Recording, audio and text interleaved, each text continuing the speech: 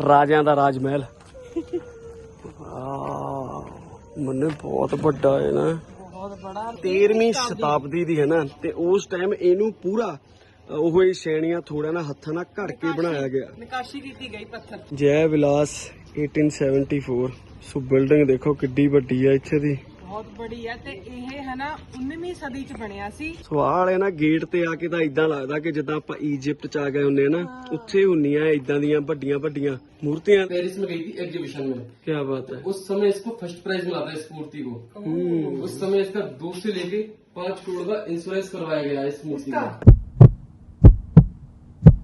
ਸੋ good morning ਜੀ, good morning from Gwalior. Gwalior. So ਆਪਾਂ ਜਿੱਥੇ ਖੜੇ ਆ ਨਾ ਇਸ ਟਾਈਮ, ਇੱਥੋਂ ਕਿਲੇ ਦਾ ਵੀ ਐਨ ਪ੍ਰੋਪਰ ਵਿਊ ਦੀਦਾ ਇਧਰਲੀ ਸਾਈਡ। ਤੇ ਜਦੋਂ ਤੁਸੀਂ ਇੱਧਰ ਦੇਖੋਗੇ ਨਾ ਥੋੜਾ ਜਿਹਾ ਉਹ ਗੁਰਦੁਆਰਾ ਸਾਹਿਬ ਦੀਦਾ ਹੈ ਆਪਣਾ, ਇਤਿਹਾਸਿਕ ਗੁਰਦੁਆਰਾ ਸਾਹਿਬ, ਬੰਦੀ ਛੋੜ ਗੁਰਦੁਆਰਾ ਸਾਹਿਬ। ਤੇ ਇਸ ਪਹਾੜੀ ਤੇ ਕਿਲਾ ਦਿਖਾਉਣ ਲਈ ਤੇ ਗੁਰਦੁਆਰਾ ਸਾਹਿਬ ਦੇ ਦਰਸ਼ਨ ਕਰਨ ਲਈ ਆਪਾਂ ਕੱਲੂ ਜਾਵਾਂਗੇ। हाँ जी। ਫਿਲਹਾਲ ਆਪਾਂ ਅੱਜ ਜਾਣਾ ਏ गुजरी महल देखा। ਗੁਜਰੀ ਮਹਿਲ ਦੇਖਣ ਜਾਣਾ ਹੈ। ਉੱਥੇ ਦਾ ਕੀ ਇਤਿਹਾਸ ਹੈ हाँ। ਉਹ ਤੁਹਾਨੂੰ ਦੱਸਿਆ ਜਾਊਗਾ, ਤੇ ਇੱਕ ਸਿੰਧੀਆ ਮਹਿਲ सिंधिया पैलेस। वो ਪੈਲਸ। देखने जाना है। ਹਾਂ, ਇਹ ਦੋ ਚੀਜ਼ਾਂ ਅੱਜ ਅਸੀਂ ਕਵਰ ਕਰਾਂਗੇ ਤੇ ਨਾਲ ਦੀ ਨਾਲ ਇਹਦਾ ਇਤਿਹਾਸ ਵੀ ਦੱਸਾਂਗੇ। ਪਰ ਉਸ ਤੋਂ ਪਹਿਲਾਂ ਅੱਜ ਦਿਨ ਹੋ ਗਿਆ ਜੀ 271 ਤੇ ਰਾਈਡ ਆਪਣੀ ਬਸ ਇੱਥੇ ਲੋਕਲ ਘੁੰਮਣਾ ਹੈ। ਤੇ ਇੱਕ ਫਾਰਮ ਹੈ ਇੱਥੇ ਭਾਬੀ ਉਹਨਾਂ ਦਾ, ਉਹ ਦਿਖਾਉਣ ਜਾਵਾਂਗੇ, ਉਹ ਦੁਪਹਿਰ ਤੋਂ ਬਾਅਦ ਜਾਵਾਂਗੇ। ਸੋ ਚੇਅਰਸ ਹੈ ਜੀ आ लो। ਤੇ ਗੁੱਡ ਮਾਰਨਿੰਗ ਹੈ ਤੁਹਾਨੂੰ। ग्वालियर तो ਹੁਣ ਤਾਂ ਆਪਾਂ ਨਾ ਪੰਜਾਬ ਦੇ ਲਾਗੇ ਜਾਣ ਲੱਗ ਪਏ ਤੇ ਚਾਹ ਦੇ ਕੱਪਾਂ ਦਾ ਸਾਈਜ਼ ਵੀ ਤੁਸੀਂ ਆਪ ਹਿਸਾਬ ਲਾ ਸਕਦੇ ਵੱਡਾ ਹੋ ਗਿਆ ਪੰਜਾਬੀਆਂ ਵਾਂਗੂ। ਵਾਹਿਗੁਰੂ ਜੀ ਕਾ ਖਾਲਸਾ, ਵਾਹਿਗੁਰੂ ਜੀ ਕੀ ਫਤਿਹ। ਬੋਲੇ ਸੋ ਨਿਹਾਲ। ਸਤਿ ਸ਼੍ਰੀ ਅਕਾਲ। ਚਲੋ ਜੀ ਆਪਾਂ ਆਪਣਾ ਸਫ਼ਰ ਸ਼ੁਰੂ ਕਰ ਲਿਆ ਤੇ ਆਪਣੇ ਕੋਲ ਹੈਗੀ ਆ ਸਕੂਟੀ ਤੇ ਨਾਲ ਹੈਗਾ ਜੱਗੀ ਬਾਈ। ਤੇ ਤੁਹਾਨੂੰ ਪਹਿਲਾਂ ਕਿੱਧਰ ਜਾਣਾ, ਗੁਜਰੀ ਮਹਿਲ। ਪਹਿਲਾਂ ਗੁਜਰੀ ਮਹਿਲ ਚੱਲਦੇ ਆ। ਪਹੁੰਚ ਗਿਆ ਮਹਿਲ ਦੇ ਅੰਦਰ। ਪਹਿਲਾਂ ਬਾਹਰ ਤੋਂ ਉਹ ਵਾਲਾ ਗੇਟ ਆਉਂਦਾ ਏ ਤੇ ਉਸ ਤੋਂ ਬਾਅਦ ਜਿਹੜਾ ਫਰੰਟ ਗੇਟ ਹੈ ਉਹ ਆਹ ਵਾਲਾ ਏ। ਤੇ ਇੱਥੇ ਕੀ ਇਤਿਹਾਸ ਹੈ ਇੱਥੇ ਦਾ, ਉਹ ਮਨਕੌਰ ਦੱਸੂਗੀ ਤੁਹਾਨੂੰ। ਇਹ ਤੋਮਰ ਸ਼ਾਸਕ ਦੇ ਰਾਜਾ ਮਾਨ ਸਿੰਘ ਨੇ ਆਪਣੀ ਵਾਈਫ ਦੇ ਲਈ ਬਣਾਇਆ ਸੀ। ਤੇ ਉਹਦੀ ਵਾਈਫ ਗੁੱਜਰ ਕਬੀਲੇ ਨਾਲ ਸੰਬੰਧਿਤ ਰੱਖਦੀ ਸੀ। ਸਹੀ ਹੈ। ਉਹਨੇ ਆਪਣੇ ਲਈ ਇੱਕ ਸੈਪਰੇਟ ਮਹਿਲ ਦੀ ਮੰਗ ਕੀਤੀ ਸੀ। ਸਹੀ ਹੈ। ਤੇ ਉਹ ਵਾਲਾ ਮਹਿਲ ਫੇ ਆ ਆ ਜੀ, ਜਿਹੜਾ ਰਾਜੇ ਨੇ ਬਣਾਇਆ ਮਾਨ ਸਿੰਘ ਨੇ। ਤੇ ਬਾਕੀ ਵੜਦੇ ਸਾਰ ਨਾ ਇਧਰਲੀ ਸਾਈਡ ਇਹਦੀ ਹਿਸਟਰੀ ਥੋੜੀ ਬਹੁਤੀ ਲਿਖੀ ਹੋਈ ਹੈ, ਤੁਸੀਂ ਸਟੈਲ ਕਰਕੇ ਇੱਥੋਂ ਪੜ੍ਹ ਸਕਦੇ ਆ ਜੀ। ਸੋ ਥੋੜੀ ਜਿਹੀ ਹੋਰ ਜਾਣਕਾਰੀ ਸਾਂਝੀ ਕਰਦੇ ਕਿ ਜਿਹੜਾ ਰਾਜਾ ਮਾਨ ਸਿੰਘ ਸੀਗਾ ਨਾ, ਉਹਦੇ ਨਾ 4-5 ਵਿਆਹ ਨਾ ਸਮਥਿੰਗ ਇੰਨੇ ਹੋਏ ਸੀ ਨਾ। ਹੋਏ ਸੀ ਤੇ ਉਹਨੂੰ ਇਹ ਗੁਜਰੀ ਪਸੰਦ ਆ ਗਈ ਸੀ। ਹਾਂ। ਪਰ ਇਹਨੇ ਮੰਗ ਰੱਖੀ ਸੀ, ਮੈਂ ਤੇਰੇ ਨਾਲ ਵਿਆਹ ਤਾਂ ਕਰਵਾਉਂਗੀ ਜੇ ਤੂੰ ਮੇਰੇ ਲਈ ਇੱਕ ਵੱਖ ਮਹਿਲ ਬਣਾਉਂਗਾ। ਹਾਂ, ਤੇ ਇੱਕ ਮੰਗ ਹੋਰ ਸੀਗੀ, ਉਹ ਤੁਹਾਨੂੰ ਅੱਗੇ ਜਾਂਦੇ ਜਾਂਦੇ ਦਿਖਾਉਣੇ ਆ। ਵਾਲੇ ਨਾ ਗੇਟ ਤੇ ਆ ਕੇ ਤਾਂ ਇਦਾਂ ਲੱਗਦਾ ਕਿ ਜਿੱਦਾਂ ਆਪਾਂ ਈਜਿਪਟ ਚ ਆ ਗਏ ਹੁੰਨੇ ਆ ਨਾ, ਉੱਥੇ ਹੁੰਨੀਆਂ ਇਦਾਂ ਦੀਆਂ ਵੱਡੀਆਂ ਵੱਡੀਆਂ ਮੂਰਤੀਆਂ ਨਾ ਉਹਨੇ। ਡਿਫਰੈਂਟ ਹੁੰਦੀਆਂ ਉਦਾਂ ਦੀਆਂ ਇਹ ਆ।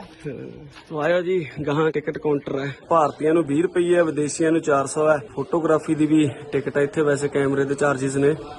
ਤੇ ਇਸ ਜਗ੍ਹਾ ਤੋਂ ਟਿਕਟ ਮਿਲਦੀ ਆ। ਟਿਕਟ ਆਪਾਂ ਲੈ ਲਈਆਂ ਨੇ ਤੇ ਆਇਆ ਫਿਰ ਚੱਲਦੇ ਆ, ਨਾਲੇ ਥੋੜੀ ਇੰਟਰੋਡਕਸ਼ਨ ਕਰਵਾ ਦਈਏ ਨਾ। ਹਾਂਜੀ ਹਾਂਜੀ। ਹਾਂ। ਸੋ ਐਸ ਬਾਈ ਨੂੰ ਤਾਂ ਤੁਸੀਂ ਜਾਣਦੇ ਹੀ ਆ, ਜੱਗੀ ਬਾਈ, ਇਹਨਾਂ ਦੇ ਤਾਂ ਆਪਾਂ ਘਰ ਰੁਕੇ ਹਾਂ। ਤੇ ਆਹ ਬਾਈ ਦਾ ਫਰੈਂਡ ਹੈ। ਭਾਈ इंट्रोडक्शन, नाम ਤੁਹਾਡਾ? मेरा नाम है राहुल गोस्वामी।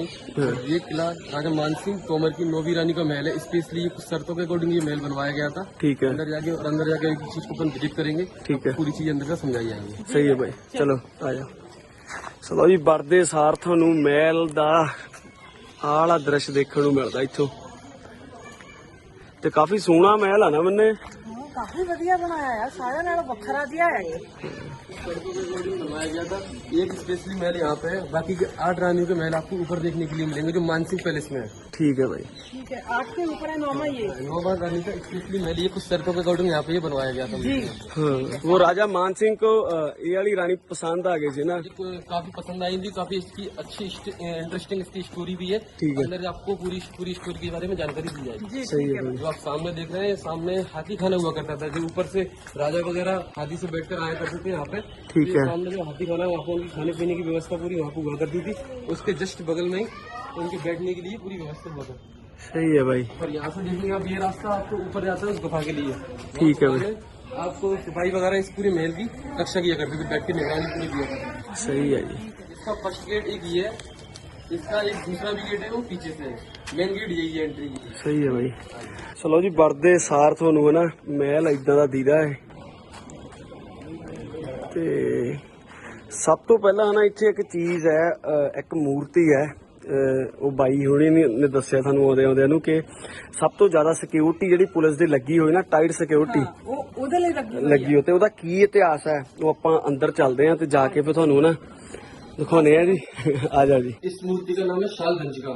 ये 10th सेंचुरी की मूर्ति है। दीसा के पास में एक 1100 गांव ये वहां से प्राप्त हुई थी। ठीक है। इसकी खासियत ये है कि आप इसे किसी भी एंगल से देखेंगे तो आपको स्माइल करती हुई नजर आएगी। ये सही है। सिर्फ जिस कलाकार ने इसको बनाया है वो एक नायिका की खूबसूरती को दर्शा रहा है। सही है। मतलब एक पत्थर में जान डालने वाली बात बनाई है उस कलाकार ने। सही है भाई। जैसे अपनी जो पेंटिंग्स की एग्जीबिशन होती है ना विदेशों में, उसी प्रकार से मूर्तियों की भी एग्जीबिशन में सन 86 से 90 के बीच में ये पेरिस में गई थी एग्जीबिशन में। क्या बात है। उस समय इसको फर्स्ट प्राइज मिला था इस मूर्ति को।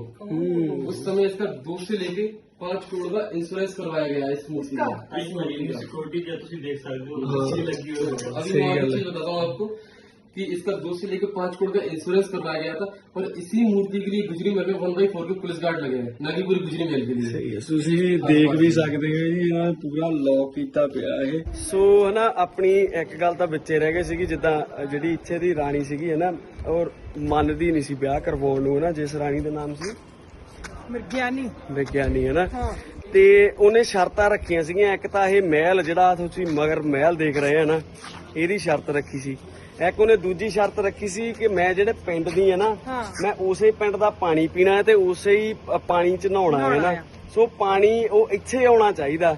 ਸੋ ਫਿਰ ਰਾਜੇ ਨੇ ਕਹਿੰਦੇ ਨਾ ਨਹਿਰ ਪੱਟੀ ਸੀ। ਨਹਿਰ ਪੱਟੀ ਉੱਥੋਂ ਇੱਥੇ ਤੱਕ। ਹਾਂ, ਤੇ ਉਹ ਫਿਰ ਪਾਣੀ ਇੱਥੇ ਲੈ ਕੇ ਆਂਦਾ ਸੀ। ਸੋ ਜੇ ਤੁਸੀਂ ਨਾ ਅੱਜ ਕੱਲ ਦੇ ਸਮੇਂ 'ਚ ਦੇਖੋਗੇ ਤਾਂ ਅੱਜ ਕੱਲ ਤਾਂ ਆਹ ਚੀਜ਼ਾਂ ਪੋਸੀਬਲ ਹੈਗੀਆਂ, ਕਿਉਂਕਿ 3D ਕੰਪਿਊਟਰ ਆ ਗਏ, ਮਸ਼ੀਨਾਂ ਆ ਗਈਆਂ ਕਟਿੰਗ ਲਈ।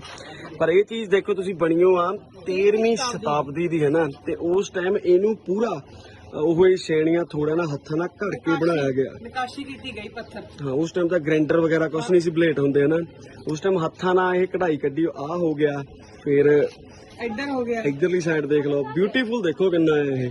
ਤੇ ਆ ਵੀ ਦੇਖ ਲਓ, ਇਹ ਸਾਰੀਆਂ ਦੀਆਂ ਸਾਰੀਆਂ ਜਿੰਨੀਆਂ ਵੀ ਚੀਜ਼ਾਂ ਹੈ ਨਾ, ਦੇਖ ਲਾ 13ਵੀਂ ਸ਼ਤਾਬਦੀ ਦੀਆਂ ਨੇ। ਕਿੰਨੀਆਂ ਕਲੀਅਰ ਹੈ ਇਹ ਵੀ ਦੇਖੋ ਨਾ। ਸੋਹਣੀਆਂ ਬਹੁਤ ਨੇ। ਹਾਂ।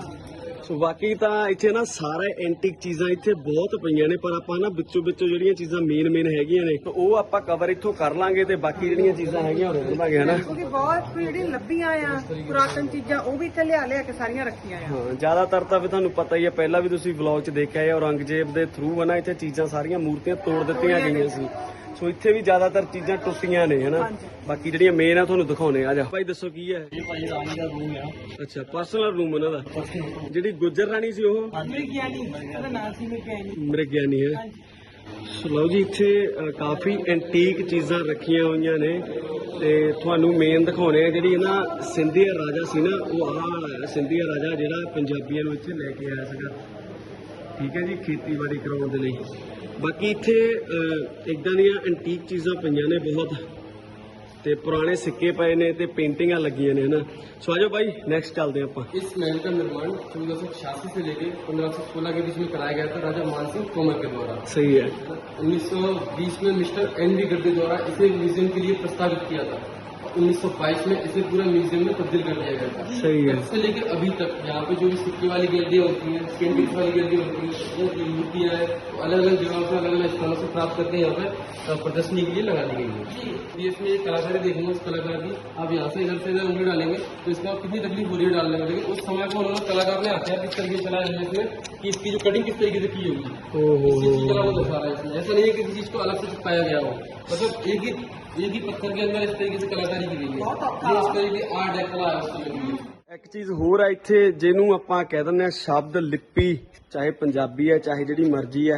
ये क्या है कि अलग अलग राजाओं द्वारा अलग अलग लिखी हुई अभिलेख है इसमें। सही है। जैसे अरबी में अभिलेख देखेंगे ये है ना, ये आपको अरबी में मिलेंगे, ये औरंगजेब का लिखा हुआ अभिलेख है ना। ये क्या ब्रह्म लिपि में लिखी हुई सारी अभिलेखें मिलेंगी।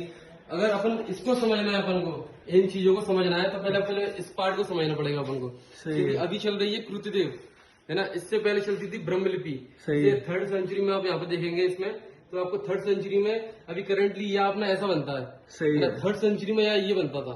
ठीक फिर है। अपडेट हुआ तो फिर ये हुआ, फिर और ठीक है। अपडेट हुआ तो ये हुआ। इस तरीके से अपडेट होती चली गई चीजें, और आगे चल के समय में और क्या हुआ या हमको भी नहीं पता इस चीज के बारे में। सही तो आगे बात। चल के बढ़ती चली जाएंगी, जब समय के हिसाब से चीजें चेंज होती जाएंगी। सही है भाई। यहाँ देखेंगे अलग अलग कारीगरी की अलग अलग आपको यहाँ पर देखने के लिए मिलेगा। इसमें विशेष कारीगरी ये मिलेगी कि ये देखिए किस तरीके से इसको बराबर स्टेप टू स्टेप किया गया है, कि ऐसा लग रहा है कि कंप्यूटर द्वारा इसको टाइप किया गया हो, लेकिन ये हाथ की कटिंग द्वारा ये चीजें सारी देखने के लिए यहाँ पर। सही गल है। ये सारी आप देखेंगे इसका। ਸੋ ਬਾਈ ਦੇਖੋ ਤੁਸੀਂ ਨਾ ਇਹ ਚੀਜ਼ ਪਤਾ ਨਹੀਂ ਯਾਰ ਕਿੱਦਾਂ ਬਣਾਉਂਦੇ ਹੋਊਗੇ। ਲਿਪੀ ਦੇਖ ਲਓ ਇਹਨਾਂ ਨੇ ਬਣਾਈ ਉਹ ਸਾਰੀਆਂ ਆਹ ਜਿੰਨੀਆਂ ਵੀ ਲਿਖੀਆਂ ਆ ਤੇ ਕਾਰੀਗਰੀ ਦੇਖ ਲਓ ਕਿੰਨੀ ਹੈ ਇਹਨਾਂ ਦੀ। ਤੇ ਇਹ ਕਿਤਨੀ शताब्दी के होंगे ये वाले? ये सारी आपको 10th सेंचुरी 5th सेंचुरी अलग अलग सेंचुरी के हिसाब से ये सारी चीजें बनाई गई हाँ हैं। बहुत पुराना है बहुत ना। पुरानी सारी चीजें हैं। मैंने बहुत ਪੁਰਾਣਾ ਹੈ ਨਾ ਸਾਰਾ ਹੀ। ਆਹ 10ਵੀਂ ਦੀ ਆ। ਹਾਂ ਚਲੋ ਜੀ ਆਪਾਂ ਲਿਪੀ ਇਧਰਲੀ ਸਾਈਡ ਦੇਖ ਲਈ ਤੇ ਹੁਣ ਥੋੜਾ ਜਿਹਾ ਇਤਿਹਾਸ ਤਾਂ ਅਸੀਂ ਵੀ ਦੱਸਤਾ ਜੀ, ਬਾਕੀ ਬਾਈ ਤੁਹਾਨੂੰ ਦੱਸੂਗਾ। बताना भाई। ये महल राजा मानसिंह तोमर की 9वीं रानी का महल है। सही है। इसके बचपन का नाम था निन्नी। इस महल का नाम गुजरी महल इसलिए पड़ा क्योंकि वो गुजर समाज की थी वो, सही है। है ना, गुजर समाज की। तो यहाँ के पास में एक तिगरा डैम है, उसके जस्ट पास में एक राय गांव है। तो ये रानी क्या वहाँ की रहने वाली थी। ये रानी का एक ग्वालन थी, मतलब गाय भैंस वगैरह चराने का कार्य किया करती थी रानी। सही है। राजा मानसिंह तोमर वहाँ पे शिकार के लिए जाया करते थे, ठीक शिकार है। करने के लिए। हाँ। तो एक दिन क्या है कि दो जंगली भैंसे थे, वो आपस में लड़ रहे थे। तो उनको रास्ता निकलने के लिए हो नहीं पा रहा था, तो उनके सिपाहियों द्वारा उन सांडों को हटाने का काफी, जो भैंसों को हटाने का काफी प्रयत्न किया गया, लेकिन वो उन्हें हटा नहीं पाए। ये चीज क्या है, रानी काफी देर से देख रही थी, वो लड़की थी नॉर्मल, वो काफी देर से देख रही थी, तो उसे भी रास्ता निकलने के लिए चाहिए था। सही है। तो उसने क्या है कि उन जंगली भैंसों को अपने हाथों से अलग करके वो रास्ता बना के निकल गई थी वो। सही तो है। ये चीज देख के राजा काफी इम्प्रेस हुए कि इतनी ताकतवर लेडी की उन जंगली भैंसों को उन्होंने अलग कर दिया, हाँ है ना, और दिखने में भी काफी खूबसूरत थी वो। हाँ। तो उन्होंने क्या है, इससे प्रभावित होकर उन्होंने क्या शादी का प्रपोजल दिया उन्हें। सही है। तो अब कोई नॉर्मल लड़की को कोई प्रपोज करेगा तो उन्होंने बोला हाँ करने के लिए तैयार हूँ, लेकिन वो क्या थोड़ी सी अपने आप में स्वाभिमानी भी थी थोड़ी सी वो। ठीक है। उन्होंने बोला कि मेरी 3 शर्तें हैं, अगर आप उनको मानोगे हाँ। तो मैं आपसे शादी करूंगी, अन्यथा नहीं करूंगी। सही है। उन्होंने बोला ये क्या शर्तें हैं?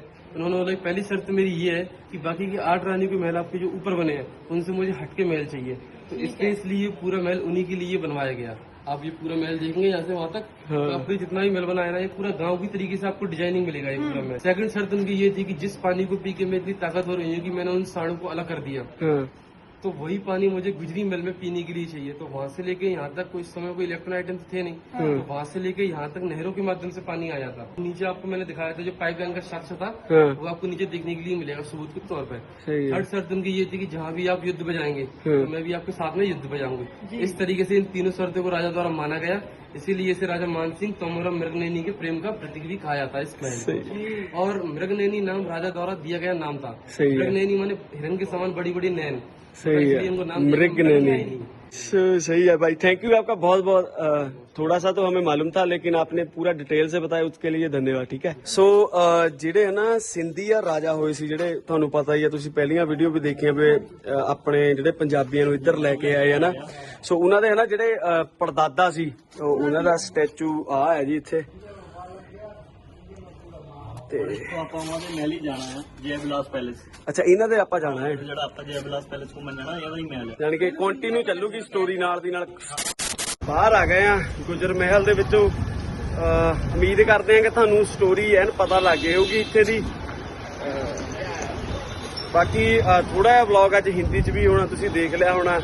ਸੋ ਐਕਸੈਪਟ ਕਰਿਓ ਇਸ ਚੀਜ਼ ਨੂੰ, ਕਿਉਂਕਿ ਉਹ ਚੰਗੇ ਤਰੀਕੇ ਨਾਲ ਅਗਲੇ ਸਮਝਾ ਸਕਦੇ ਆ ਨਾ। ਹਾਂਜੀ। ਬਾਕੀ ਆਇਆ ਫਿਰ ਚੱਲਦੇ ਆ, ਜੈ ਵਿਲਾਸ ਪੈਲਸ। ਨਵੀਂ ਚੀਜ਼ ਦਿਖਾਉਣੇ ਤੁਹਾਨੂੰ ਹੋਰ। ਜਿੱਥੇ ਗੁਰਦੁਆਰਾ ਸਾਹਿਬ ਤੇ ਕਿਲਾ ਉਹ ਕੱਲ੍ਹ ਨੂੰ ਦਿਖਾਵਾਂਗੇ ਤੁਹਾਨੂੰ। ਹਾਂਜੀ। ਮੇਨ ਚੀਜ਼ਾਂ ਥੋੜੀ ਸਸਪੈਂਸ ਖੇਲਦੇ ਆ। ਚਲੋ ਜੀ ਆਪਾਂ ਨਾ ਜਿੱਥੇ ਚੱਲ ਰਹੇ ਆ ਇਹ ਮੇਨ ਫੁਲਵਾਗ ਏਰੀਆ ਭਾਜੀ, ਇਹ ਨਾ ਸਿੰਧੀਆ ਨੇ ਇੱਥੇ ਚਾਰੋਂ ਧਰਮਾਂ ਨੂੰ ਜਗ੍ਹਾ ਦਿੱਤੀ ਆ। ਜਿੱਦਾਂ ਕਿ ਇੱਥੇ ਮਸਜਿਦ ਵੀ ਆ, ਚਰਚ ਵੀ ਬਣੀ ਆ, ਮੰਦਿਰ ਵੀ ਬਣਿਆ ਹੋਇਆ, ਆਪਣਾ ਗੁਰਦੁਆਰਾ ਸਾਹਿਬ ਵੀ ਬਣਿਆ ਹੋਇਆ। ਠੀਕ ਆ ਬਾਈ। ਨਾਲ ਹੀ ਆ ਚਿੜੀਆ ਘਰ ਦੀ ਕੰਧ ਚੱਲ ਰਹੀ ਹੈ, ਚਿੜੀਆ ਘਰ ਤੇ ਗੁਰਦੁਆਰਾ ਸਾਹਿਬ ਇਕੱਠੇ ਹੀ ਆ। ਸਾਹਮਣੇ ਮੋਲ ਬਣਿਆ ਹੋਇਆ, ਇੱਧਰਲੇ ਪਾਸੇ ਮੋਲ ਵੀ ਦਿਖਾ ਸਕਦੇ। ਤੇ ਬਾਈ ਇਹ ਮਹਿੰਗਾ ਏਰੀਆ ਹੈ। ਹਾਂਜੀ ਭਾਈ, ਮੇਨ ਪ੍ਰੋਪਰ ਸਿਟੀ ਮੰਨ ਲਓ ਤੁਸੀਂ। ਸਹੀ ਹੈ। ਪੂਰਾ ਮਾਰਕੀਟ ਆ ਸਾਹਮਣੇ, ਛਿੰਦੇ ਦੀ ਸ਼ਾਮ ਨਹੀਂ ਬੋਲਦੇ ਇਹਨੂੰ। ਹਾਂ ਇੱਧਰ ਸਾਰਾ ਮਤਲਬ ਗੱਡੀਆਂ ਕਾਰਾਂ ਦਾ ਬਾਈਕਾਂ ਦਾ ਕੰਮ ਮੋਸਟਲੀ ਸਾਰਾ ਇਸ ਏਰੀਏ 'ਚ ਹੁੰਦਾ ਆ। ਸਰਵਿਸਿੰਗ ਦਾ ਜੋ ਵੀ ਹੈ ਨਾ ਪਾਰਟ। ਸਹੀ ਹੈ ਬਾਈ। ਸੋ ਥੋੜੀ ਬਹੁਤੀ ਇਨਫੋਰਮੇਸ਼ਨ ਆਪਾਂ ਨਾਲ ਦੀ ਨਾਲ ਤੁਹਾਨੂੰ ਗਵਾਲੀਅਰ ਸ਼ਹਿਰ ਦੀ ਵੀ ਦੇਈ ਜਾਣੀ ਹੈ।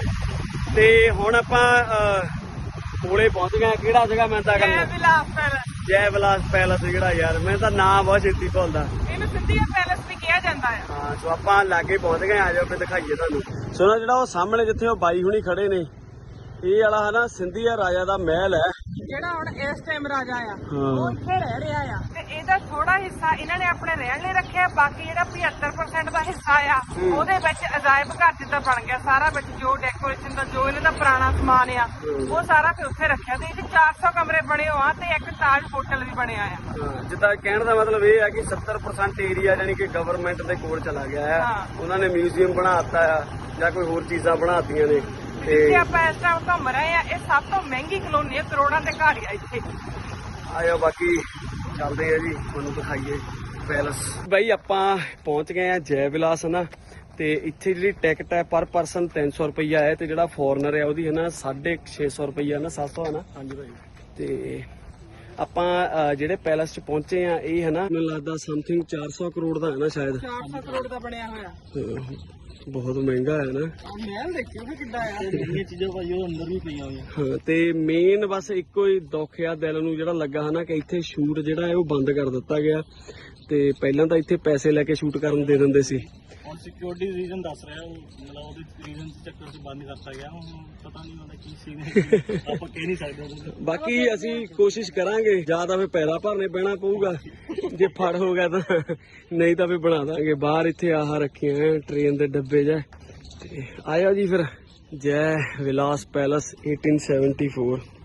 ਸੋ ਬਿਲਡਿੰਗ ਦੇਖੋ ਕਿੱਡੀ ਵੱਡੀ ਆ ਇੱਥੇ ਦੀ, ਬਹੁਤ ਬੜੀ ਆ। ਤੇ ਇਹ ਹੈ ਨਾ 19ਵੀਂ ਸਦੀ ਚ ਬਣਿਆ ਸੀ, ਹਾਂ ਬ੍ਰਿਟਿਸ਼ ਦੇ ਰਾਜ ਦੇ ਵਿੱਚ ਬਣਿਆ ਸੀ। ਤੇ ਇਹ ਗਵਾਲੀਅਰ ਦੇ ਸ਼ਾਸਕ ਜੈ ਜੀ ਰਾਓ ਦੇ ਮਤਲਬ ਦੇਖ ਰੇਖ ਦੇ ਵਿੱਚ ਬਣਿਆ ਸੀ। ਤੇ ਉਹ ਜਿਹੜਾ ਨਾ ਮਨ ਦੇ ਮਗਰ ਤੁਸੀਂ ਦੇਖ ਰਹੇ ਆ, ਜਿਹੜਾ ਤੁਹਾਨੂੰ ਉਧਰੋਂ ਦਿਖਾ ਕੇ ਲਿਆਏ ਆ ਨਾ ਸਿੰਧੀਆ ਦਾ ਰਹਿਣ ਦਾ ਰਹਿائش ਹੈ ਜਿਹੜੀ, ਉਹਦਾ ਬੈਕ ਸਾਈਡ ਇਧਰੋਂ ਲੱਗਦੀ ਹੈ ਨਾ। ਮਤਲਬ ਉਹਨਾਂ ਦੇ ਵੰਸ਼ਜ ਹੱਲੇ ਵੀ ਇੱਥੇ ਰਹਿੰਦੇ ਆ। ਜਿਹੜਾ ਤੁਹਾਨੂੰ ਰਾਜੇ ਬਾਰੇ ਦੱਸਿਆ ਸੀ, ਜਿਹੜਾ ਹੁਣ ਇਸ ਟਾਈਮ ਪ੍ਰੈਜ਼ੈਂਟ ਵਿੱਚ ਆ, ਸਹੀ ਹੈ। ਉਹ ਇੱਥੇ ਰਹਿ ਰਹੇ ਆ। ਆ ਜਾਓ ਅੰਦਰ ਚੱਲਦੇ ਜੀ। ਆ ਜਾ। ਸੋ ਲਓ ਜੀ, ਵੜਦੇ ਸਾਰ ਟੈਂਕ ਪਿਆ ਏ।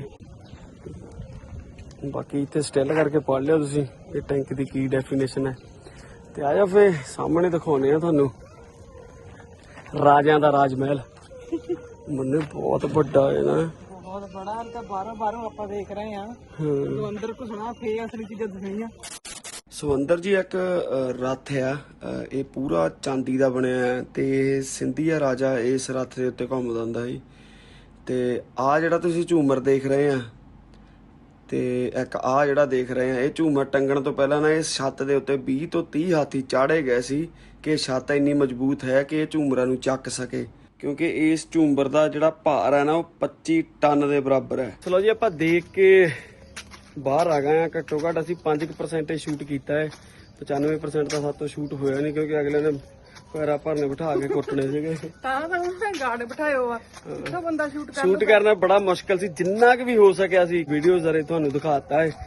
ਸੋ ਆਇਆ ਹੁਣ ਆਪਾਂ ਘਰੇ ਵਾਪਸੀ ਕਰਦੇ ਆਂ। ਘਰੇ ਚਾਹ ਪਾਣੀ ਪੀਣ ਤੋਂ ਬਾਅਦ ਫਿਰ ਭਾਬੀ ਹੁਣਾਂ ਦੇ ਆਪਾਂ ਘਰੇ ਜਾਣਾ, ਜਾਣੀ ਕਿ ਭਾਬੀ ਦੇ ਪਹਿਲੇ ਘਰੇ ਪੇਕੇ। ਹਾਂਜੀ, ਭਾਜੀ ਦੇ ਸਹੁਰੇ, ਭਾਬੀ ਦੇ ਪੇਕੇ। ਹਾਂ ਆ ਬਾਈ ਦੇ ਸਹੁਰੇ ਜਾਣਾ ਆਪਾਂ, ਮਹਿਤਪੁਰੇ ਜਾਣਾ ਭਾਈ, ਜਿੱਥੇ ਫਸਿਆ ਸੀਗਾ ਬਾਈ ਪਹਿਲੀ ਵਾਰ ਵਿਆਹ ਕਰਾ ਕੇ ਨਾ। ਏਦਾਂ ਲਾ ਲਓ।